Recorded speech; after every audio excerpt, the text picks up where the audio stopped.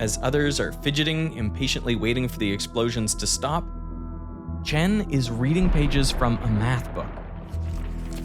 Because he's on a mission to solve one of the oldest problems in math.